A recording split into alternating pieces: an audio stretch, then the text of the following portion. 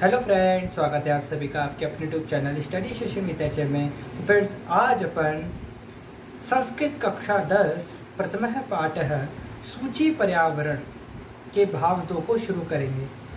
इस अध्याय के जो लेखक हैं वो है कवि हरिदत्त शर्मा। ठीक है, आज अपन भाग 2 को शुरू करेंगे जिसमें अपन श्लोक नंबर 2 और 3 पर चर्चा करेंगे। श्लोक नंबर 2 और 3 पर अपन चर्चा करने वाले हैं आज के इस वीडियो में। चलिए श्लोक 2 की शुरुआत करते हैं। कंजन मलिनम धूमम मुंजति शत शक्तियानम वाष्पयानमाला संधावती वितरन्ति ध्वानम यानानाम पंक्तयो हन्यन्ताः कठिनम संस्मरणम शुचि पर्यावरणम। एक एक वर्ड को समझना। कंजल मलिनम, कंजन मतलब होता है काजल, मलिनम मतलब होता है की तरह मलिन, मलिन यानी गंदा हुआ। धूमम मुंजति, धूमम मतलब होता है धुआं, मुंजति, मुंजति मतलब छोड़ती है। कौन? शत शक्तियानम, शत शक्तियानम, शत मतलब होता है 100, शक्तियानम, शक्तियानम मतलब होता है मोटर गाड़ियां, मतलब सैकड़ों मोटर गाड़ियां काजल की तरह मलिन काला धुआं क्या करती हैं? मुंजती यानी छोड़ती हैं। समझ में आया? कंजन मलिनम धूमम मुंजति शत शक्तियानम, शत मतलब सैकड़ों, ये 100, शत मतलब 100, और शक्तियानम, शक्तियानम का मतलब होता है मोटर गाड़ियां, जो रेल वो होती है ना, बाइक्स होती हैं वो। आगे वाली पंक्ति कहती है वाष्पयानमाला संधावती वितरन्ति ध्वानम। वाष्पयानमाला, वाष्पयानमाला ध्यान से समझना, वाष्पयानमाला, वाष्प मतलब होता है भाप, यान मतलब वाहन, माला मतलब जिसकी मालाएं हैं, माला की तरह, ऐसा वाहन जिसकी मालाओं की तरह पंक्ति है और वो वाष्प से चलती है, वो है रेलगाड़ी। देखिए, आज तो बहुत सारी टेक्नोलॉजीज आ गई, इलेक्ट्रिसिटी से भी चलती है, लेकिन जिस ज़माने में श्लोक लिखा गया, वैसे श्लोक तो अपने आधुनिक का ही है, वैसे ये सूची पर्यावरण जो है आधुनिक कवियों द्वारा ही लिखा गया है। तो उस समय वाष्प की गाड़ी चलती होगी, तो वहाँ पर जो शब्द यूज हुआ है वो है वाष्पयानमाला, मतलब ऐसा यान जो वाष्प से चलता है और जो पंक्ति में रहता है, जैसे रेलगाड़ी पंक्ति होती है ना, डब्बे होते हैं, इस प्रकार से। तो यहाँ बोल रखा है वाष्पयानमाला संधावती, संधावती मतलब होता है तेज दौड़ती है, संधावती मतलब होता है तेज दौड़ती, संधावती वितरन्ति ध्वानम, वितरन्ति ध्वानम, वितरन्ति मतलब होता है देती, यानम ध्वानम, सॉरी ध्वानम मतलब होता है कोलाहल। अब समझना, रेलगाड़ी की पंक्तियां वाष्पयानमाला संधावती वितरन्ति ध्वानम, मतलब रेलगाड़ी की पंक्तियां तेज दौड़ती हैं और वितरन्ति ध्वानम, और बहुत तेजी से क्या करती हैं? ध्वानम, ध्वानम, ध्वानम मतलब बहुत तेज क्या करती हैं? आवाज करती हैं, कोलाहल मचा देती हैं। क्या मचा देती हैं? कोलाहल मचा देती हैं। कौन? रेलगाड़ियां। आपने देखा होगा, या जिसका घर रेलगाड़ी के ये जो पटरी होती है उनके पास में होगा, तो वो तो बड़े ही परेशान हो जाते होंगे। ये पंक्ति उन्हीं के लिए है कि वाष्पयानमाला संधावती वितरन्ति ध्वानम। वाष्पयानमाला मतलब रेलगाड़ियों की माला, वाष्पयान मतलब रेलगाड़ी, माला मानव उसकी पंक्तियां, संधावती, संधावती मतलब तेज दौड़ती हैं, वितरन्ति, वितरन्ति मतलब, वितरन्ति मतलब देती हैं। क्या देती हैं? ध्वानम मतलब खतरनाक तरीके से कोलाहल मचा देती है। याना नाम पंक्तयो, अगली लाइन है, याना नाम पंक्तयो हनन्तः कठिनम संस्मरणम। याना नाम, याना नाम मतलब क्या होता है? यान यानी वाहनों, पंक्तयो यानी वाहनों की जो पंक्तियां हैं, हनन्त्यः यन्तया, हनन्त्य मतलब क्या होता है? बहुत तेजी से क्या करती हैं? मन को विचलित कर देती हैं। कठिनम संस्मरणम, संस्मरणम मतलब चलना कठिन कर देती है। हनन्त्य मतलब जो चलना होता है ना, गाड़ी जैसे अपन पैदल चलते हैं सड़क पर, तो बहुत सारी आजकल गाड़ियाँ हो चुकी है ना, तो गाड़ियों की पंक्तियाँ खड़ी हो जाती है, यानी इतनी सारी ढेर सारी गाड़ियाँ हो जाती है कि चलना मुश्किल हो गया है। तो वही स्थिति इस यान में बताया गया कि यानानम पंक्तयो हननंतः कठिनम संस्मरणम, यानी यानों की पंक्तियों ने सड़क पर चलना भी दुश्वार कर दिया है। ये तो अपने दूसरे श्लोक का शाब्दिक अर्थ बताया है। अब इसको एग्जाम में कैसे रिप्रेजेंट करना है एक एक करके वो भी समझ लेते हैं, क्योंकि अपन पूरा ही एक तरीके से समझेंगे। तो मेरे हिसाब से आपको मैंने जो समझाया वो तो आपको समझ में आया क्या होगा कि कंजन मलिनम धूमम मुंजति शत शक्तियाना, मतलब काजल की तरह काले धुएं छोड़ती हुई शत शक्तियानम, यानी सैकड़ों गाड़ियाँ काजल की तरह काला धुआं क्या करती हैं, छोड़ती हैं। बाष्पयान माला संधावती वितरंती ध्वनि, मतलब रेलगाड़ियों की मालाएं, यानी रेलगाड़ियों की जो मालाएं हैं वो बहुत तेजी से आवाज करती हुई जाती हैं। और यानानाम पंक्तयो अनंत कठिनम संसरणम सूची पर्यावरणम, यानी यानानाम यानी वाहनों की जो पंक्तियां होती हैं वो इतनी लग चुकी हैं कि हमारा सड़क पर चलना भी क्या हो गया है, कठिन हो गया है। अब अपन इसके अर्थ पर चलते हैं।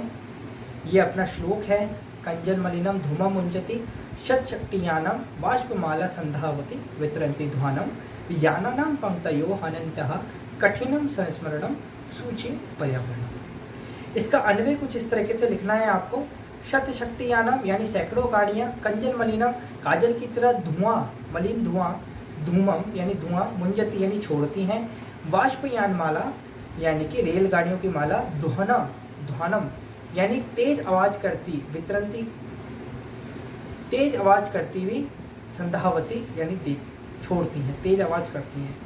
ही यानानाम अनंतः पंक्तया, इसी तरीके से यानों के अनंत पंक्तियां यानी बहुत सारी पंक्तियां संस्मरणम कठिनम चलना दुश्वार कर दिया है। अस्ति यानी है, सूची पर्यावरणम, सूची पर्यावरण यानी शुद्ध पर्यावरण की आवश्यकता है। प्रश्न कुछ इस तरीके से लिखेंगे आप। प्रस्तुत पद्यांश हमारी पाठ्य पुस्तक क्षेमोशी द्वितीय भाग के सूची पर्यावरणम नामक पाठ से उद्धृत किया गया है, यानी लिया गया है। मूलतः ये पाठ कवि हरिदास शर्मा द्वारा विरचित काव्य लसलतिका से संकलित है। कवि हरिदास शर्मा द्वारा विरचित काव्य लसलतिका से संकलित है।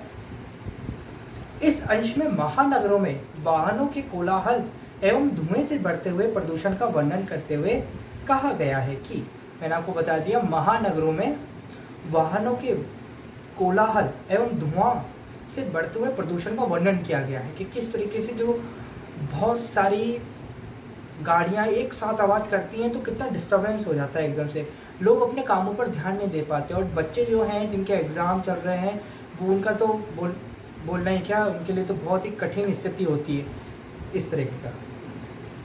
तो हिंदी अनुवाद मैंने आपको 2 बार करके बता दिया, एक अन्वय के माध्यम से, एक शाब्दिक अर्थ। एक बार और बता देता हूँ मैं हिंदी अनुवाद, जो लिखा हुआ है उसको पढ़ना है बस। महानगरों में सैकड़ों मोटर गाड़ियां काजल के समान मलिन धुआं छोड़ती हैं। रेलगाड़ियों की पंक्ति कोलाहल करती हुई दौड़ती हैं। क्योंकि वाहनों की अनंत पंक्तियां हैं इसलिए चलना भी कठिन हो गया है। अतः पर्यावरण शुद्ध रहना चाहिए। अतः पर्यावरण शुद्ध रहना चाहिए। ना ज़्यादा लिखना है ना कम लिखना है, सटीक लिखना है, अच्छा लिखना है और शुद्ध लिखना है। ज़्यादा अपन को अपना ज्ञान झाड़ना नहीं है पेपर के अंदर, और ना ये बताना है कि हम बिल्कुल अनपढ़ हैं। बिल्कुल मॉडरेट रहना है और अच्छे तरीके से प्रस्तुति करनी है। जिस तरीके से मैंने आपको बताया है कि इस तरीके से लिख कर आएंगे तो बहुत अच्छे नंबर आप पा सकते हैं, या मैं कहूँ तो आप फुल नंबर भी पा सकते हैं। कैसे लिखना है इसको देखिए। सबसे पहले आपके पास क्या होगा, ये अपना श्लोक है। श्लोक के बाद आप अन्वय लिखेंगे, प्रसंग लिखेंगे और हिंदी अनुवाद लिखेंगे। कहाँ पर लिखेंगे? अपने बोर्ड एग्जाम में, है ना। प्रैक्टिस कहाँ से करेंगे? जब आपके फर्स्ट टेस्ट होंगे, सेकंड टेस्ट होंगे संस्कृत के, उनमें आप इस तरीके से प्रैक्टिस करेंगे कि सर ने जैसे बात करी है, श्लोक लिख दिया है ऊपर, अच्छा अभी पूरा श्लोक लिखने मत बैठ जाना, ये लिखना लाइन डॉट डॉट करके, फिर ये वाली लाइन लिख देना, ठीक है। ये आपका काम बन जाएगा। ये दूसरा श्लोक अपना कंप्लीट हुआ। अब अपन अपने आगे वाले श्लोक पर बढ़ते हैं, तीसरे श्लोक पर। आशा करता हूँ आपको समझ में आया होगा। प्लीज़ कमेंट कर दिया करो, क्योंकि आपका कमेंट मेरे को बहुत मोटिवेट करता है। ठीक है, आप अगर एक भी कमेंट करते हैं तो मेरे लिए वो बहुत बेनिफिट होता है और मेरे को प्रेरित करता है अगली वीडियो डालने की। ठीक है, आप सब्सक्राइब करें चैनल को, शेयर करें, आपसे यही निवेदन है। ठीक है, चलिए अब आगे बढ़ते हैं। तीसरा श्लोक है अपनी पाठ्य पुस्तक का, वो ये है कि वायुमंडलम भृशम दूषितम न ही निर्मलम जलम कुतस्तित् वस्तु मिश्रितम भक्षयम सैमलम दरातलम करणीयम बहिरंतर जगति तु बहुशुद्धीकरणम शुचि पर्यावरणम। एक एक करके इसको समझते हैं। वायुमंडलम, वायुमंडल मतलब होता है वायुमंडल यानी अपना जो वायु का जो स्थान है वो बताया गया है। वातावरण जिसे अपन कहते हैं, जहाँ पर वायु उपस्थित है वो वायुमंडल, और वायु तो हर जगह उपस्थित है अपने चारों तरफ है, तो वो वातावरण से ही उसको तोल दिया गया है। वायुमंडलम यानी वातावरण, भृशम मतलब होता है अत्यधिक, बहुत ज्यादा। दूषितम मतलब दूषित हो चुका है, खराब हो चुका है, गंदा हो चुका है। न ही निर्मलम जलम यानी कि शुद्ध पानी भी नहीं है। न यानी नहीं, ही मतलब ये ही वाला ही है, न ही ये वाला ही। कौन सा वाला? ये हिंदी वाला ही में इसका ये मतलब है, ये वाला ही है ना, ये वाले ही से मतलब है। न ही निर्मलम जलम, ना ही शुद्ध जल है, ना ही क्या शुद्ध जल है, ना ही शुद्ध जल है। नेक्स्ट वाली लाइन है कुतस्ती वस्तु मिश्रितम। कुतस्ती मतलब क्या होता है? जो वस्तुएं हैं, क्या है? जो वस्तुएं हैं मिश्रितम यानी उस मिलावट हो चुकी है। वस्तुओं की बहुत ज्यादा मिलावट होती है। किसमें? भक्षयम मतलब भोजन पदार्थों में कुतस्ती वस्तु मिश्रितम यानी बहुत से आर्टिफिशियल कृत्रिम जो चीजें होती हैं उनकी मिलावट हो गई है। सैमलम धरातलम, सैमलम यानी गंदगी से युक्त, मलम सैमलम, स मतलब होता है के समान। किसके समान? मलम यानी मल के समान, पोटी के समान, की बिल्कुल शब्द स्वच्छ भाषा में बात करें तो इसके समलम यानी मल के समान हो चुका है भोजन, इतनी गंदगी है। धरातलम यानी भूमि पर, पृथ्वी तल पर जो भोजन है उसमें इतनी मिलावट हो चुकी है कि वो किसकी तरह दिखता है? सैमलम की तरह दिखता है। सैमलम यानी मलिन के समान, गंदगी के समान। करणीयम बहिरंतर जगति, करणीयम मतलब होता है करना चाहिए। बहिरंतर जगति यानी बहि मतलब होता है बाहर से, जगति यानी जगत को या इस संसार को, बाहर से जगत को। तू बहुशुद्धिकरणम यानी उसका शुद्धिकरण करना चाहिए।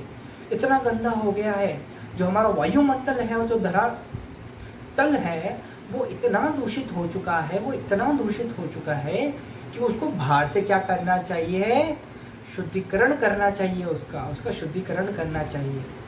ये स्थिति है आधुनिक की, जहाँ महानगरों की स्थिति है। महानगर मतलब मुंबई हो गया, न्यू दिल्ली हो गया, है ना, इस तरीके के जो महानगर हैं उनकी बात यहाँ पर चल रही है। मैंने इसका डिस्कशन आपको लेक्चर नंबर 1 में भी दिया था कि महानगरों की क्या स्थिति है आज। अब अपन आगे बढ़ते हैं और किस तरीके से अपन को इस श्लोक, अगर ये अपने बोर्ड के पेपर में उपस्थित होता है तो किस तरीके से प्रस्तुतिकरण करना है इसका, वो देख लीजिए एक बार। श्लोक होगा आपका, अन्य में लिखना है आपको कि प्रदूषण वायुमंडलम भृशम दूषितम, यानी जो वायुमंडल भृशम दूषितम, वायुमंडल जो है वो अत्यधिक दूषित हो चुका है। न ही निर्मलम जलम अस्ति, यानी यहाँ पर अब कोई निर्मल जल नहीं है। निर्मल यानी शुद्ध जल नहीं है। भक्षयम कुसस्ति वस्तु मिश्रितम, भक्ष्य मतलब खाने योग्य जो पदार्थ हैं, कुतः स्थिति मिश्रितम यानी उसमें बहुत सारी मिलावटें शुरू हो चुकी हैं। धरातलम समलनम, और जो धरातल है वो किसके समान हो गया है? मल के समान हो गया है, गंदगी हो चुकी है। अतः जगति तो बहिरंतः बहुशुद्धिकरणम करणीय, तो करणीय मतलब करना चाहिए क्या? बहिरंतर जगत बहुशुद्धिकरणम यानी कि शुद्धिकरण करना चाहिए पृथ्वी का। शुचि परिणाम स्यात् मतलब पर्यावरण को शुद्ध बनाना चाहिए। अन्वय का मतलब, और अन्वय कुछ आप इस तरीके से लिखेंगे, आपको कुछ नहीं करना है, आपके सामने ये पूरा का पूरा कंटेंट दे रखा है, बस इस कंटेंट को मतलब ये जो श्लोक हैं, इन श्लोकों को बहुत ढंग से एक एक मतलब समझिए इनका, और आपको इसी में से ही अन्वय बनाना है। इन्हीं को ही वर्ड्स को कभी इधर कर देना है, कभी उधर कर देना है, टेढ़ा मेढ़ा कर कर अपनी मर्जी से। अगर आपको शब्द समझ में आते हैं तो आप उनको इधर से उधर कर कर उनका अर्थ बना सकते हैं, उसे ही अन्वय कहते हैं। ठीक है, बहुत से बच्चों को अन्वय बनाने में दिक्कत होती है क्योंकि वो सोचते संस्कृत है, लेकिन अगर कोई बच्चा ठान ले कि नहीं यार एक बार पढ़ के देखते हैं, कोई हवा थोड़ी ना है, एक बार पढ़ के देखते हैं, चलो अन्वय है क्या, कैसे सीखते हैं। और अगर उसने आज वाली मेरी वीडियो देख ली तो वो समझेगा अरे अन्वय तो कुछ है ही नहीं, इसको तो सिर्फ शब्दों को इधर उधर करना है। और लेक्चर नंबर 1 में मैंने इस बात को बहुत अच्छी तरीके से आपको समझाया है। अब इसका प्रस्तुत जो प्रसंग है वो भी देख लीजिए। प्रस्तुत पद्यांश हमारी पाठ्य पुस्तक क्षेमोशी द्वितीय भाग के शुचि पर्यावरण शीर्षक पाठ से उद्धृत है, यानी लिया गया है। मूलतः यह पाठ कवि हरिदास शर्मा द्वारा रचित लस लतिका रचना संग्रह से संकलित है। इस अंश में संसार में अत्यधिक प्रदूषण से संपूर्ण वायुमंडल जल एवं खाद्य पदार्थ प्रदूषित हो जाने का वर्णन करते हुए कवि कहता है कि प्रदूषण के कारण वायुमंडल अत्यधिक दूषित हो गया है।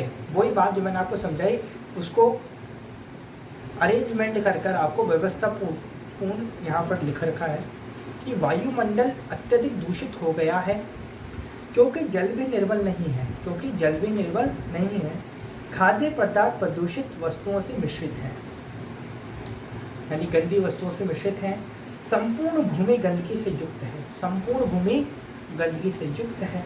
अतः संसार में अंदर और बाहर से अत्यधिक शुद्धिकरण करना चाहिए, पर्यावरण की शुद्धता बनी रहे।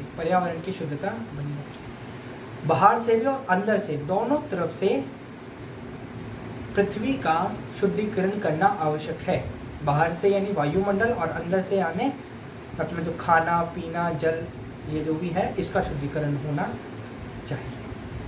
आशा करता हूँ आज के ये 2 श्लोक आपको समझ आए होंगे, और अगर समझ आए हैं तो आप निसंदेह तौर पर कमेंट कर सकते हैं, तारीफ़ कर सकते हैं, लाइक कर सकते हैं वीडियो को, और सब्सक्राइब कर सकते हैं चैनल को इसी तरीके से वीडियो पाने के लिए। अगर कोई त्रुटि हो तो बड़े ही विनम्र भाव से मैं आपसे बात कर रहा हूँ, आप उसका भी प्रस्तुतिकरण नीचे कमेंट बॉक्स में दे सकते हैं। आप बता सकते हैं आपको कोई त्रुटि लगे तो आप वो भी हमारे से साझा कर सकते हैं। आज की वीडियो में इतना ही। धन्यवाद। God bless you.